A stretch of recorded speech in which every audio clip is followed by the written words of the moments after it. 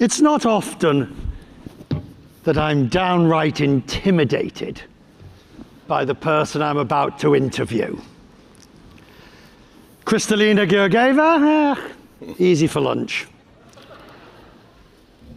But SRK is a legend, aren't you? You're being very sweet, Richard. Like I told you, I'm not a legend. I'm Bond, James Bond. I told you that at the backstage. Yeah? Say that again, go on. What's your name? Bond, James Bond.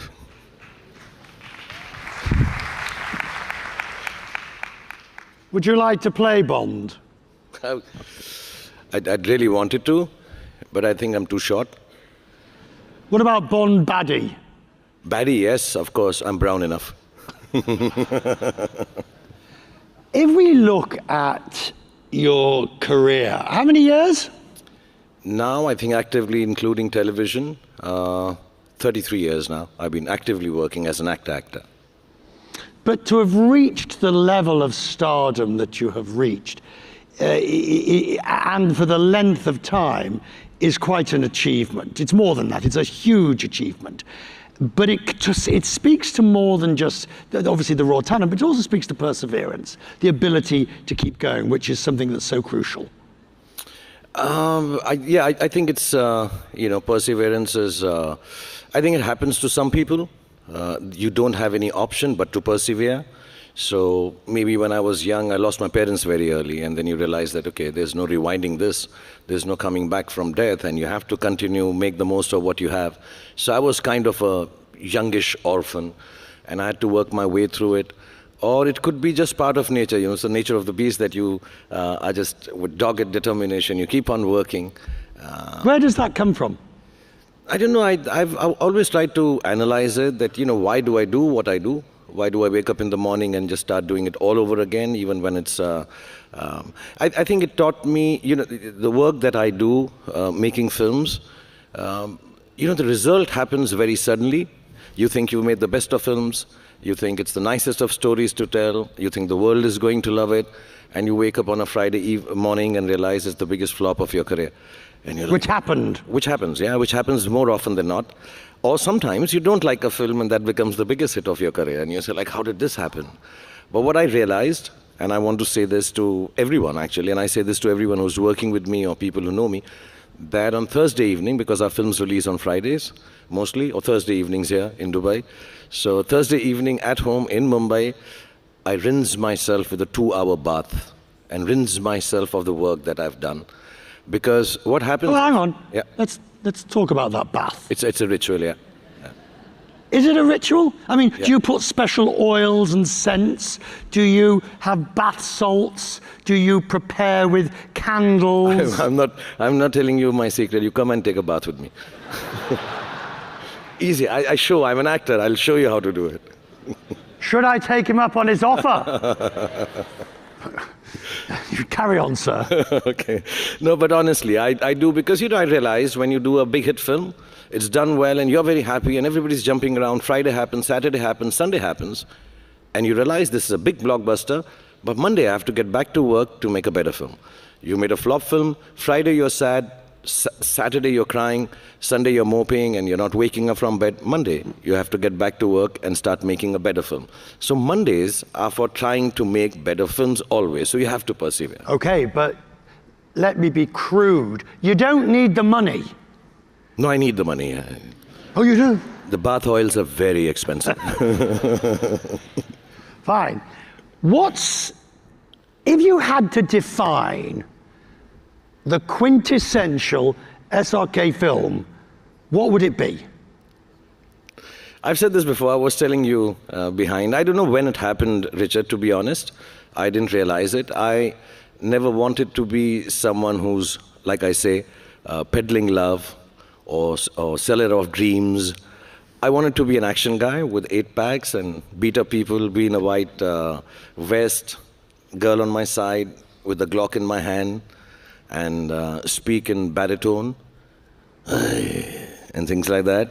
But I never got the opportunity. I don't know. When I started off, suddenly everybody started think of me as someone who's, promising hope, giving hope, and spreading love. Like I spread my arms again and again. So I think my regular film would be a film that gives you hope, gives you goodness, gives you happiness, and at the end of it all, lots of good songs. Yes, but you've also, there's a great YouTube video, 4 minutes of your best entrances. Yeah. And there's a lot of action in them. Yeah, only entries, no exits. I just keep entering again and again. My kids get very, when I have 3 kids, and whenever that video plays, and I have to tell you a secret, we've compiled it from the office. I think it looks just very cool. It's not made by others. We've made it. So whenever a show like this happens, and if you allow me to show a video here, we'll show you me just entering some places and very dramatically and romantically. But my kids make a lot of fun of it. Whenever I get a little serious with them, they'll just look at me and say, "Oh my God, he's doing those entries from his video, SRK." So it does become a... Do you want to give us an example? Oh yeah, I can do that. Yeah, just, you want to walk along? With your permission, sir, we'll... If it's okay, yeah. Yeah, go on. Go on.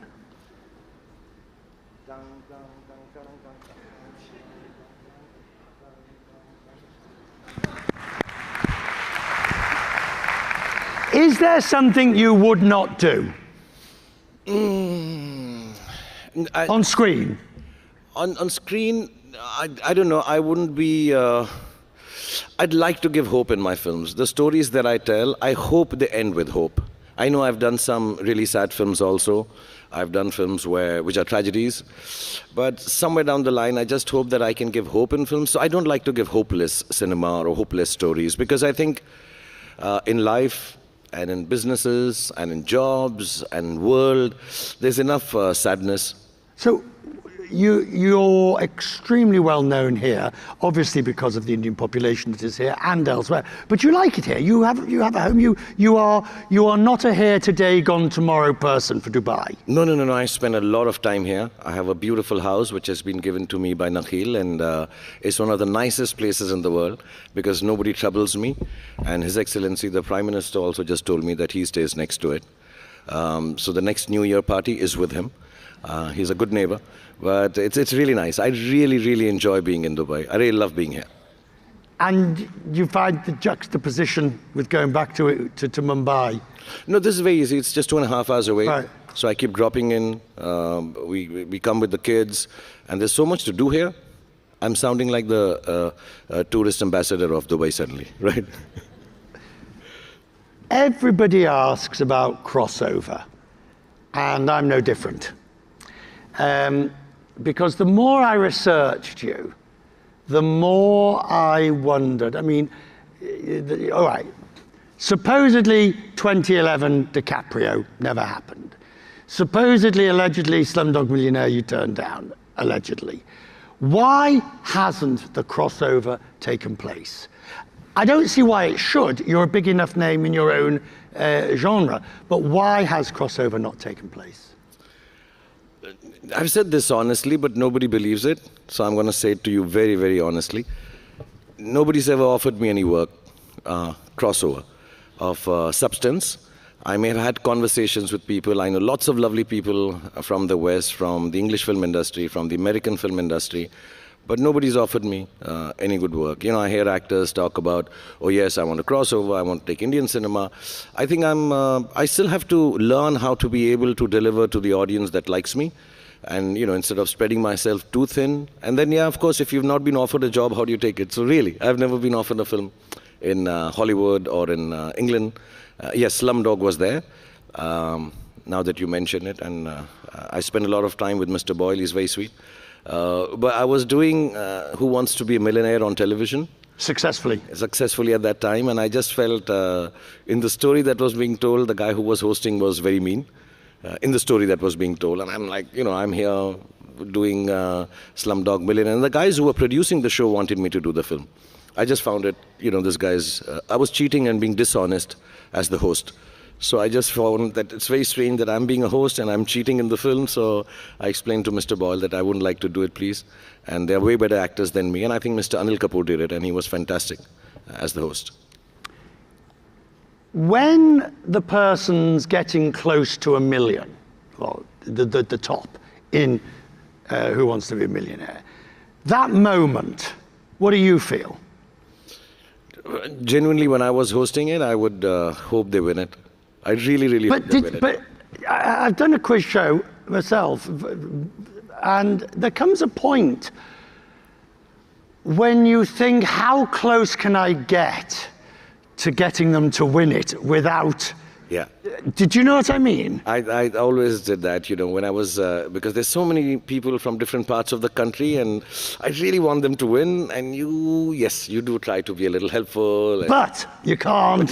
You can't, because the producer keeps shouting in your ears, don't, you've said enough, you can't talk about it. And unfortunately, the last 4 questions or the last 2 questions are extremely difficult, Suddenly they're thrown upon you, and you're like, oh my God, this person is not going to get the answer. And I feel really bad. And I try to think, I wish I had some hint, and I can't mislead the person by trying to give that hint, because I also mostly didn't know the answer. So what is left that you have not done that you would like to do? And by that, I that's not a Hollywood question. That is a general, even within within Indian films, within production, within what still remains on your list? So, Richard, when I started off, I just wanted to survive. Be able to get a week's work or a month's work or a year's work and say, okay, my films should do well. But as years have gone past, I think my whole job has become more and more motivated towards bringing in new technology into Indian film industry. I want to end my career, which is far from ending right now. I have another good 35 years to go.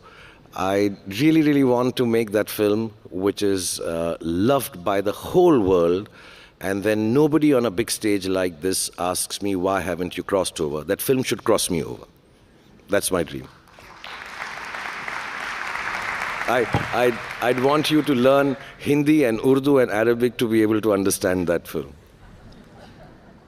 Did you go on a massive retreat of personal introspection between 2018 and 2023? You just had 2 or 3 films that were not as successful. Suddenly he disappears, and everybody thinks, oh, he's licking his wounds, he's feeling sorry for himself, whatever. And then he comes back in 23 with 3 blockbusters. What was going on in that interim period? So you're very kind. Yes, I had massive flops, and they did very, very badly. And I was doing all of that. I was licking my wounds. I was not in... you know what I did? Yeah. For 4 years? Go on. I've never said this to anyone, though I've mentioned it, but today, here, I'll tell everyone. I learned how to make the best pizza in the world. That's what I did. Honest to God. I stopped listening to stories. I stopped wanting to tell stories. I found myself and made myself a small kitchen, and I started learning how to make pizzas. And I learned what you asked me right to begin with, perseverance. Because to get the perfect pizza, it takes millions of square pizzas before you're able to make it completely round. So I learned perseverance, and I will make the best pizza in the world. Can you? No. I'm working on it. Next 4 years, when you don't see me. But was it a difficult moment when your wife and your family and everybody said, will you stop making pizza? Go back to work. Was it difficult to know now is the time to go back? Yeah, actually, there was always a toss-up. I was very glad my family didn't tell me, listen, your pizzas are better than your films, stop making films. So I was glad they turned around and said, no, as good as your pizza is, I think your films are better. They were very encouraging, especially my children, my team, some of them are sitting here, and they said, okay, what you're going to do is tell stories. And I had become indulgent. I'd started becoming too innovative. I was looking for perfection, and I started failing. I needed to look for excellent, I needed to be unique, but I needed to look at the audience, what they want, and I'd stopped hearing the crowds. I used to go where there are thousands and lakhs of people waving at me, but I wouldn't hear or feel what they wanted to see of me. I was going there and waving, and I'm saying, whatever I make, I'll be innovative. So I did a film about a vertically challenged guy. I did a film about a manic psychopathic fan, and I'm like, no, people just like to see me giving hope and happiness and love, so let's get back to that. And as a result, the movies that you came back to make, and there were 3 of them last year, were huge successes. Therefore, that introspection clearly worked. That clearly did the trick. Yes, mashallah, I think it just helped me realize that whatever you do, you have to do for the people or your consumers or your audiences. And yeah, it also made me realize one very main thing, that don't forget to pray. You have to pray and you have to get back to work. Sir, I'm going to leave you with one. I'm sorry, I've forgotten. What was your name again? Your name is? Bond. James Bond. He's available for the offers. Thank you, sir. Thank you so much, everyone. Khudafis.